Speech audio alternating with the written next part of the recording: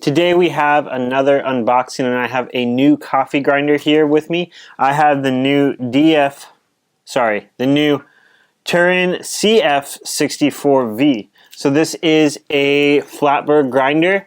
This is made by Turin, which has been known for their DF64 and DF64v and their DF83 and a lot of other things.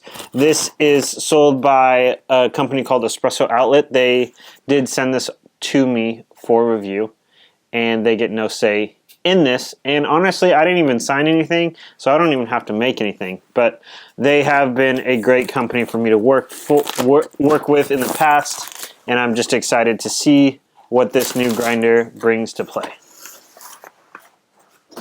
There's always a lot when it comes to unboxing, and sometimes it's a little difficult to get out of the package while on a camera. And there's the start of it. This is actually nicer packaging than typically I would find in prior times I've unboxed a DF grinder. They've made a lot of changes. I think one of the cool things about this is shipped overseas, and Espresso Outlet gets a say in making changes and things. So there's a lot of revisions to it where they actually take feedback from customers and make things better. I'm going to flip this over on the ground. One of the things I'm super intrigued about this grinder is somewhere on that back shelf right there. Oh, there we go. Right there is the DF64v, which is the same burst set as this. So I'm super intrigued to see the changes on it. So 64 millimeter flat burst for the burst set that we have inside of here, but it also has variable RPM, and variable RPM allows you to change the temperature of the motor. Has a nice little cleaning brush with the DF83 on there, so that's kind of a little strange, and it has the grinder instructions on here.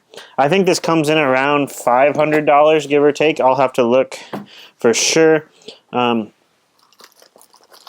I've been really happy with all of my DF grinders, and they've only gotten better since revisions have came out and years have came out. I think the first one I had was maybe in 2021, and it was the DF64, and that came out for $400. And it just blew my mind of the quality of grind that you get out of that grinder over something like the Niche Zero. We're getting there. There's a lot of stuff to take out of the box for these things. Alright, so it looks like we have this little cleaning brush to clean out the inside of the chute. One of the things I love about the DF64v that's sitting right there in the corner is the fact that it has a removable chute, so you can easily clean it out. Alright, before we get to the big reveal of what this thing actually looks like and subscribe. If you're looking at buying this grinder, use the link below. I'll make a slight commission at no extra charge to you. But liking and subscribing really is what allows me to have companies send me things in exchange for reviews, which allows me to not have to spend a ton of money, and that keeps this channel going and makes things a lot easier for me. Alright, so this comes in 3 different colors. I have the silver color here. It's more of kind of like a gunmetal space gray color. Kind of looks like it looks like identical to the background of my iPad Air. So it's very similar to like any of those like space gray Apple colors. It looks nice. Personally, black is my favorite, but no complaints on that here. This kind of what's this remind me of? Oh, this is going to be a nice grinder. This is going to be a very nice grinder. Okay, so it looks like it comes with some, I dropped some of these, but some extra silicone grips here. It comes with, oh, there it is.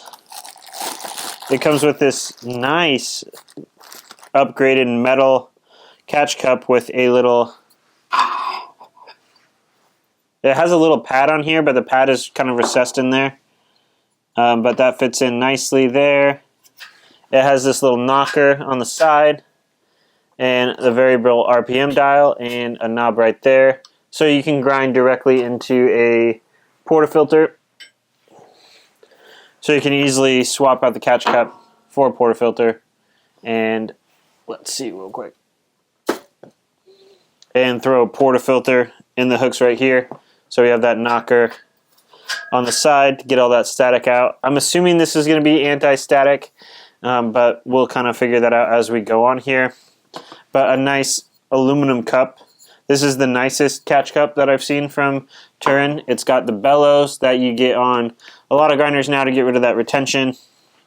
It's got a nice Turin grinder's dial on it. This feels so much more premium than the past Turin grinders that I've had. Not complaining too much about it, but the build quality is nice. There's a little bit of flex here on that front panel because that front panel comes off with magnets, I guess, which might as well take a look at that. And it has 4 screws here, and this dial is threaded in. So since I've already gotten halfway here, might as well just take off the whole dial. And there you go, you have the burr set right there. So it looks like it's pretty easy to get the burr set. Getting the burr set, you just take an Allen key and take it off. And yeah, I'm going to screw that back on so I don't lose anything here. But I really do like how they integrated the Turin logo on these things. This is just very, very nice in comparison to the other ones. Usually it's a small logo on the back, but Turin has become a staple in people's homes now and in the coffee market, and I think it deserves its place to be branded and to be able to see that. This is the most nitpicky thing that I could probably say about a grinder, but I wish that somehow this logo stayed upright while you turned that. So if there was if it was a weighted thing, I don't know. That would be kind of cool. Yeah, knocker, shoot. The forks are a lot better, and they have even a pad at the end of it. So when you put your grinder in, it's hidden directly against a pad, and it feels way more snug. They're kind of flexible too. I don't know. It feels nice. Now it looks like this whole piece on top here is all plastic, and it has a anti-popcorn thing here, so when you pour in your beans for your hot start, it works pretty easy, and then it bellows. And one of the things that's different and unique about this grinder versus the other ones is the fact that this grinder has the burrs pointed vertically. So think if you have 2 flat burrs, here's one of the flat burrs, here's another one. This is obviously not what flat burrs are. Typically grinders have them like this on all the other DF grinders, maybe at a slight angle to allow it to get out. A lot of grinders typically do that. Turin took this grinder and they moved it from here to here, which theoretically should give better or lower retention. A lot of grinders, I believe, I want to say the EK43 also have them vertical. Don't quote me on that. But it's a very common thing for high-end grinders to have them vertical. And on top of it, it has a auger and a pre-breaker in here, so it feeds the beans down there, and it breaks it down into smaller pieces and slow feeds it into the grinder to give you better, more consistent results. So we'll see how that goes, and we will see the results of this coming soon to a video near you. Let me know if you have this grinder. Let me know if you have any questions about it. Again, I've used most of the Turin grinders before. I have a DF64 Gen 2 somewhere around. I have the DF64v, which is the more closer comparison to it because of the RPM dial. But yeah, this feels premium. This looks nice. It kind of reminds me of the fellow Ode a bit, but just a little bit taller and a little different. But overall, looks like a good grinder, and I expect great results from it, but we'll see.